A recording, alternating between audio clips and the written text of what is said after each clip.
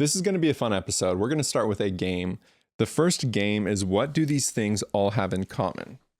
I shouldn't say things, I should say people. What do these people all have in common? The first one is Kate Middleton. She's a princess. It's Princess, Catherine of Umbridge, I think is the proper title. People flamed me in my YouTube comments once because I got it wrong, so hopefully I got it right this time.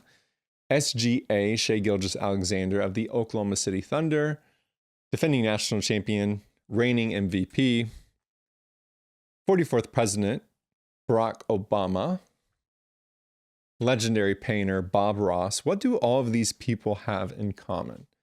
It's something we're going to talk about in this episode, and it's also something that I think you can have. This should be a picture of you that you can have in 2026. Welcome to the Talk to People podcast. This is your host, Chris Miller.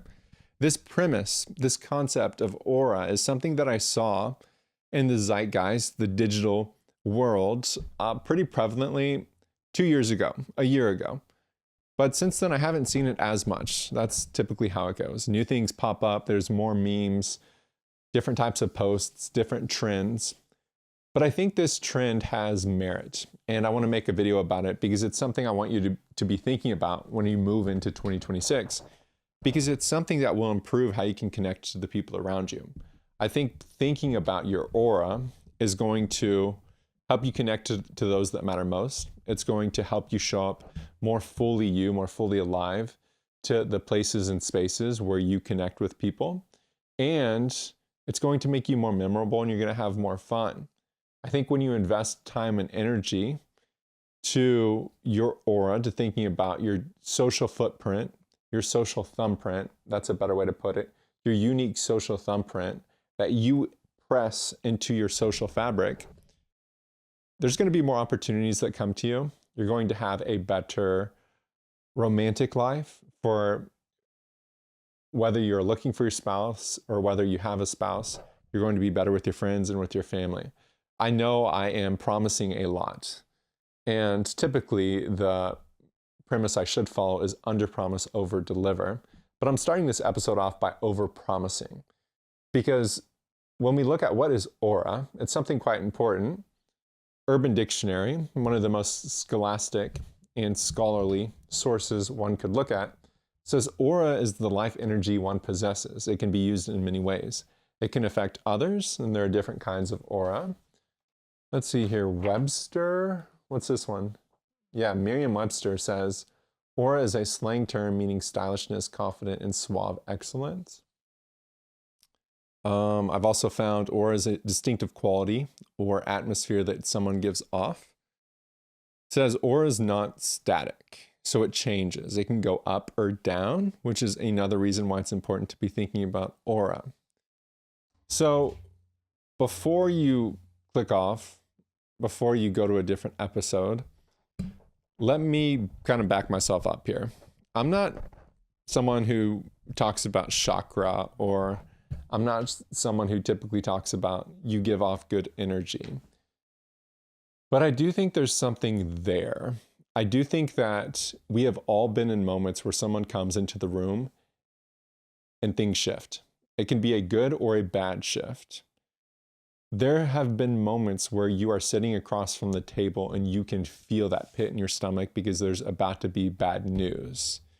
There have been moments where you are about to win a raffle and you know you're about to win, yet you don't really know how to explain that you just won, but you can feel it. I feel like there's ways that we can affect people with a smile, with genuine curiosity, by looking them straight in the eyes, by giving them just a moment of our time that can make them feel better. In our last episode, we talked about the 4 premises of talk: topics, asking questions, levity, and kindness. And one of the big parts of kindness was making the other person in the conversation feel like $1,000,000, making them feel like they were the only person in the room. This is one of the best ways to do that. It's by thinking about the energy you're putting off. So aura is similar to confidence whenever people explain it. The way I mean that it's similar to confidence is that if someone were to tell you, Chris, you need to go work on your confidence, or whatever your name is, Emily, Bob, Barack, Kate, Shea Gilgis Alexander, you need to go work on your confidence. When they get that information, it can be pretty unhelpful. Because what do you do? What exercise do you work on that helps you with confidence? What food do you eat? What song do you listen to? What drill do you do that you can work on it for 5 hours, then wake up in the morning and feel more confident? The answer is that it's highly contextual. The second answer is that you don't work on your confidence. Confidence is a byproduct of effort placed in other places. For instance, there are 3 things that will make you more confident. This may be helpful for you. The first thing that'll make you more confident is having past experience that you can look back on that will clear the air of uncertainty in the future. So say you run a marathon and then you have another marathon coming up, you're going to feel more confident having finished a marathon than had you not finished a marathon. And we can apply that to whatever context you want. You have the past experience that shows you, it sends a little bit of a signal, hey, I can do this. The second thing is preparing, being able to train for your marathon. When you train for your marathon, you're going to feel more confident than if you didn't train because you are putting effort, you are putting time into improving the odds. And then the last thing, the third thing is, okay, past experience, training. The third thing is feeling like the authentic self, like feeling good about what you're doing. If you feel like you don't want to be running a marathon, if you feel like this is not going to be good, more than likely you're not going to be as confident. If you show up to give a speech at work and you feel, hey, this is not the space I should be in, this is not the team I should be on, this is not the job I should have, you are not going to feel as good as if you felt, I am where I need to be. So when you develop the past experience, whenever you prepare, and whenever you have that fidelity, that feeling, yeah, I'm right where I need to be, you are going to be confident. So when you take those 3 things, you have confidence. Aura is somewhat similar. I like to think about aura as the delta, the discrepancy, the change, the movement between the person that you want to be, the person you present yourself as, and the person that you are behind the curtains. In the sociology realm, there's a sociologist named Irving Goffman. There's this thing called like performative sociology or performative. What would be the phrase? Well, Irving Goffman, he contends that everybody has a front face and a back face, and that every social moment is a moment of performance, and we are either putting a mask on to present ourselves one way in one group and then a different way in another group. But then whenever we go home and we're by ourselves, we are presenting our back face, that self that we truly are. When the masks fall off, who are you? In moments of solitude, who are you? And with really close intimacy and close friends, you can start to see the blurred lines, and you find people feeling really good and feeling really comfortable with the people they're around because they can be their true selves. And the discrepancy between how they present themselves and who they actually are is low. And I think the lower that gets is going to be an ingredient of having great aura. If you actually feel this authenticity is similar to the idea of confidence. If I tell you you need to be more authentic, it's kind of hard to work on a certain drill or exercise or do a certain thing on a journal prompt to make you more authentic. Authenticity is the alignment of what you think, what you say, and what you do. The 3 horses pulling the carriage. When they're all going the same way, the carriage goes fast and far. Whenever they are going different ways, the carriage goes fast, but it doesn't go far. It just goes all over the place. So whenever you align what you say, who you are, and what you do, or what you say, what you think, and what you do, thoughts, actions, words, thoughts, words, actions, then you are going to feel this feeling of authenticity. Dr. Seuss says there's no one youer than you, and that is truer than true. And I feel like being able to acknowledge how you're presenting yourself in social situations and how you actually feel, those messages that everybody gets them. To give you a little refresher, what are those messages I'm referring to? Whenever you go to bed at night, what is that thing you're thinking, oh, I wish I would have spent more time on today? Whenever you go away on a vacation or you're away from your normal life and you kind of get shooken out of the routine, what's that thing you wish you were working on or that thing you want to start? Whenever you are in a social situation and you feel weird and you feel awkward, you feel like you're not supposed to be there and it doesn't really feel that well, what is it about that social situation that's making you feel that way? These are all little messages that we receive, all of us receive them, that we need to listen to, take note of, and make adjustments, because that is the gap between how we present ourselves and who we actually are. And I want people to be able to tap a little bit more into who they actually are. I know this can be a bit vague, and compared to a lot of my episodes, it may not seem as practical and technical, which is true. It definitely is. Whenever I looked into aura, I saw a really good video that performed very well, and it said why some people have divine aura. And I think that that's an homage to, it really isn't as technical or practical. Like the concept of divine aura is not a mathematics thing. It's not every time 2 + 2 is going to equal 4. It's pretty vague, right? It's pretty out there. But people are very vague and people are very out there. And social interaction is incredibly unpredictable. And humans are really bad at figuring out what's going on in the moment. We misread things all of the time. So if we can think about what we show up and what we bring to a conversation, the energy that we're giving off, then it's contagious. It's going to affect the people around us. So when you think about how you present yourself, you think about what you actually are like, and you shrink the two. How do you shrink the two? You're more authentic with who you are. How are you more authentic? You're listening to what's going on in your life and you're adapting to it. You're showing up to things you want to show up to. You're being very kind, but you're doing it in a way that's true to you. If you are really short with people, then you can tell them, hey, I'm typically pretty short. Like maybe you're working on a work project and people are like, hey, you're just not that nice. One way to get around that is by saying, hey, I don't mean anything by this, but whenever I get in work mode, sometimes I can feel shorter. Nothing against you. It's just one of the ways that I work well. And if that ends up being a problem, like definitely let me know. If there's a way I can say things more effectively, definitely let me know.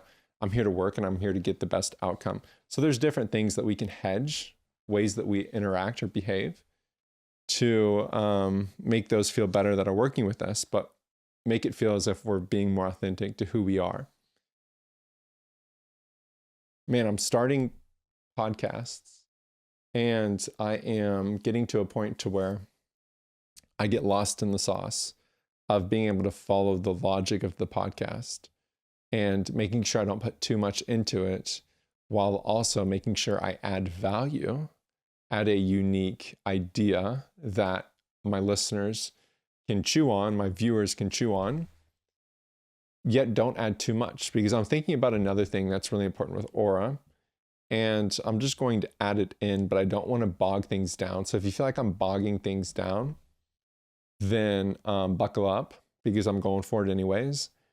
That's the ability to read the room. I think reading yourself, the people around you, and reading the room, imperative to your aura. How are you feeling before you show up to something? What is your goal here? What's your goal with showing up? Is it to have fun? Is it to get a business connection? Is it to find a date? Is it to work on a stand-up bit? And then how are you feeling? Are you feeling excited? Are you feeling nervous? Why are you feeling nervous? Being able to read yourself, incredibly important, because that's going to give you more data and it's going to help you navigate how you interact with those, how you show up to this certain social situation. The second thing is being able to read other people. being able to know whenever the conversation's dying. Is the gap between the conversational turn taking, is the gap between when I say something and you say something, is that extending? Is it getting longer? That's typically a hint that the conversation's dying down. Are people repeating things constantly? That's a tip that things are dying down. Are people doing a lot of fake laughs? Is someone looking everywhere else except you whenever you're talking to them? That's typically a hint that they don't want to be there. Being able to read that while also being able to read interest. Is there something that people go back to? Is there something where people get genuine laughs? Is there something where people's fluctuations change, their eyes light up?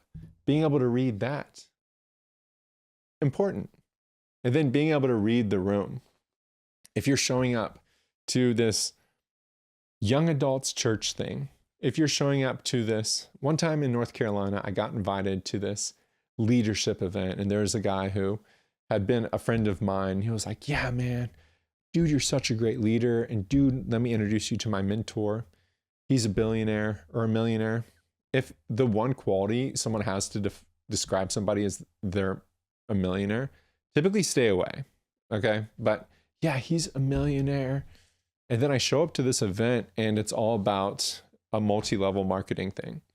And reading the room, it's like, okay, I'm really glad I was able to read the room and know what was going on, because there were other people who were showing up there actually trying to get this leadership wisdom, and it did not end up very well for them. They ended up killing all their personal relationships because they tried to sell them stuff that these people could buy anywhere else at a much lower price with a lot less pushy behavior.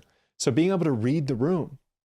If it's a really intimate thing, then it's probably not the best time for you to show up and hand out all of your business cards, have 1-minute interactions. If you're at a bar, it's probably not the best time to go super deep if you can't even hear what the other person's saying, right? So being able to be yourself, being able to shrink that discrepancy between how you present yourself and who you actually are, and then combining that with being able to read the room, read the person you're talking to, and then being able to read yourself, that will be your aura. That's going to determine the energy you put off. You want to put off this really good energy, you need to be thinking about it. Think about it, think about it, think about it. This is stuff I think about all the time. Sometimes I have great aura, sometimes I don't. It's very contextual. Okay. What else should we talk about? I mean, hey, that was fun. I like talking about stuff like this. I think the podcast, if you've watched any of my YouTube videos, the YouTube videos I've been doing lately are very tight. They're rehearsed, they're scripted.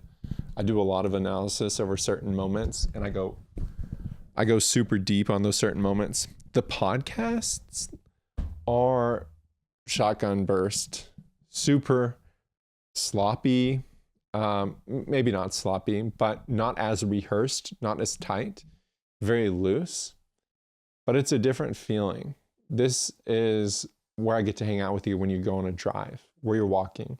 You may be at the gym, you may be cleaning up the house, you may be doing something different, and we're just hanging out, and I want to talk to you about how to have better aura in 2026.